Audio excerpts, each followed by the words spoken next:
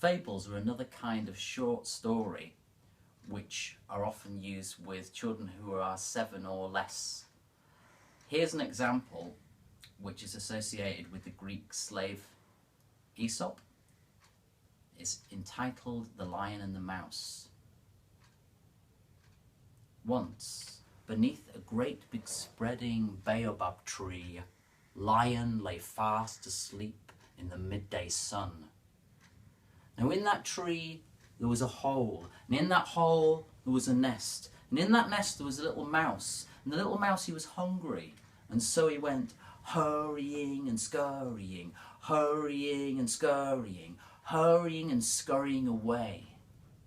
He scampered out of the hole in the baobab tree, and soon he was climbing up a great big hairy mountain.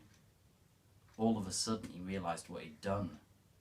He'd clambered all the way up Lion's back, and now he was about to run across Lion's face. And he thought, oh no, what on earth am I doing?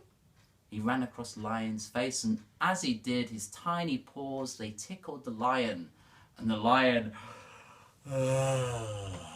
awoke from his slumber, and the little mouse leapt off Lion's face and onto the ground, and it was hurrying and scurrying and hurrying and scurrying away. But Lion lazily lifted up a limb, and he brought it down on the little mouse,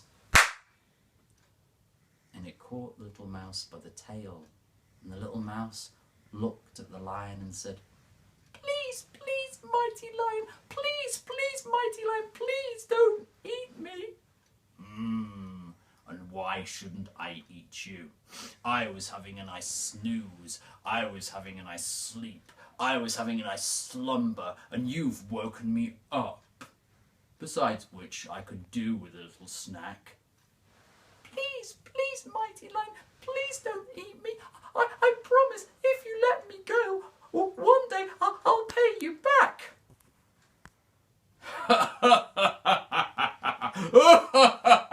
You, little mouse, help me? That's the best joke I've heard in ages. You, help me, king of all the animals. You're rather funny, little mouse. And you're brave. You speak up for yourself. I think I shall let you go after all. And with that, he lifted up his paw, and the little mouse, it hurried and scurried away. The very next day, Lion was out on the plains, and there in the distance he'd seen a gazelle, and he was slowly padding across the plains, through the long grass, and he was getting closer and closer to the gazelle, and he was about to pounce when all of a sudden he found himself lifted up because he'd put his foot into a trap that hoisted him high up into the branch of a tree. And there he was, suspended in a net. And he began to slash at the net, to slash at the net, to slash at the net with his claws. He began to tear at the net, to tear at the net, to tear at the net with his teeth. But no matter how he slashed and he tore at the net, he couldn't set himself free. And the more he struggled, the more and more tired he became. Eventually, he could do nothing but lay there, and he let out a roar. Roar! It drifted across the plains until it came to that great big spreading baobab tree, and it went in through the hole in that tree, and it went in through the ear hole of a little mouse.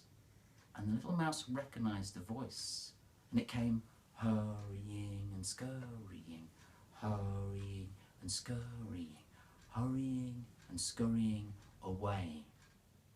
Eventually it came to the place where Lion was still suspended in that net, and the bottom of the net, it was touching the dry dusty earth, and the little mouse began to nibble and gnaw at the net, and you might help it too, as if you were one of its friends, and it was nibbling and gnawing at the net, nibbling and gnawing at the net, until eventually the hole in the net was big enough for Lion to squeeze himself out. And then Lion, he looked at the little mouse and he said, little mouse, you may only be a tiny creature, but you have saved my life, and I shall remember this day always. And I shall remember that whenever I have done so on a good turn, it might just be that they might do